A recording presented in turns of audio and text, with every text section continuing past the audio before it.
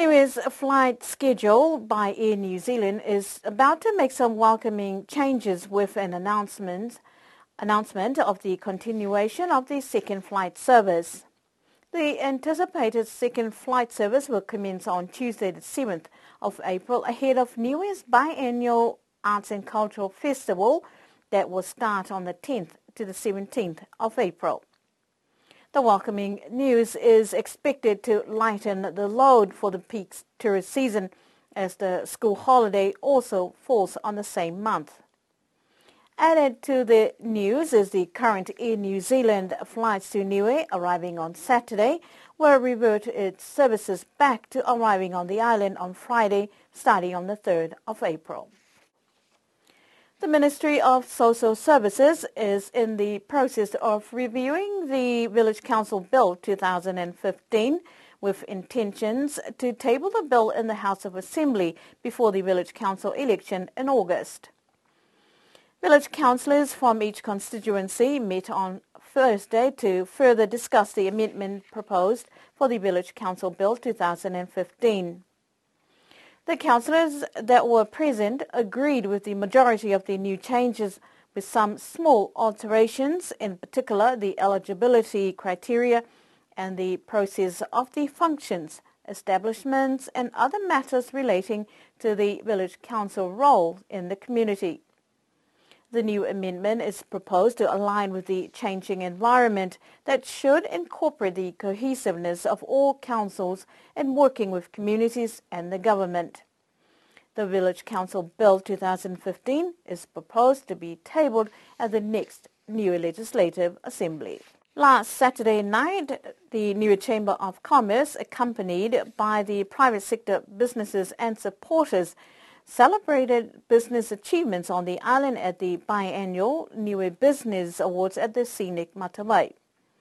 A somber moment of silence started the awards with remembrance of business owner Elavisi Tanaki, who was tragically killed in a motor accident on Thursday morning. Once the acknowledgements finished, the awards started with the official opening of the program to recognize the hard work and dedication by many in the private sector. President of Niue Chamber of Commerce, Catherine Etuata Papani, on her opening speech of the awards, reflected on the achievements of the awards that started with a budget of $5,000 that has since increased to $15,000 with budget support from the government. The representative from Niue Chamber of Commerce, Roxy Falipeo, said the biennial awards is a great recognition of achievements. From what we've heard back from our members and those who attended the awards last Saturday was really good. The outcomes, quite surprised. A lot of our members are surprised at our winners, but at the same time they say that those businesses that won the awards on Saturday deserved those awards. She said the number of nominees is still low, but there could be uncertainties by some businesses to enter, and she wished to encourage those who might have some reservations of the business awards. And that came down to the application process. Those who were interested stepped forward and they submitted their own applications. Those who were keen but didn't want to complete their own applications, we went out to the public and we said if you wanted help with your applications, we were happy to make sure that you put in your best application. So the ones that we got were the ones who were very keen to compete in each category and get considered for the award. How hard were the criteria to fill? From our feedback, the criteria was very stringent. There were some points that they thought was just a lot of work, and we understood that. So from Felicity's and the board's discussions, we will be looking at the application process again, and just to make sure that the questions we put out there are the relevant ones that our businesses can answer and that they can put for the best answers so they are considered for the award. We just stress to all our members and all those who are currently in business that the awards is a great way to recognize your achievements and your successes in our business community, and it's a good thing. The more our community knows about what you've done in the previous years, the better it is for your own marketing and your own general recognition of your business. So we just encourage all our members and all our businesses to consider the awards. If you're not sure how to apply or if you're unsure of the criteria, we are always open in the office. Just pop in and ask questions and we will always help you with your applications.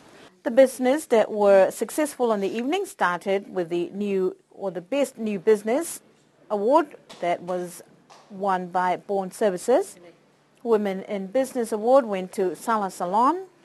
Hospitality Sector Award went to Waialama Cafe in Mini Golf, whilst the Tourism Provider Sector was equally shared by Ebony Carving and Commodore Occasions, and the Customer Services Award was won by All Star Services. The Retail Trade and Services Sector Award was won by Niue Fresh, who also took out the Supreme Business of the Year Award. The Lifetime Services to Business Award went to Niue Star.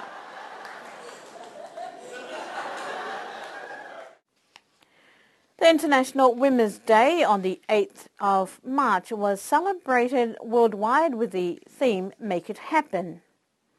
With the International Day falling on Sunday in Niue, Niue women chose to join the celebration on Friday this week rather than last Friday because of the International Women's Prayer Day, and apart from the obvious reasons, the Council and the Parliamentary Representative also wanted the event to have widespread participation of women on the island. The 2015 theme, Country Focus, is on Bahamas in the Caribbean, with an expectation that women around the island will join in the colourful celebrations. The Niue Council of Women, who facilitate the annual event on Niue, will this year join hands with politicians to commemorate the important event.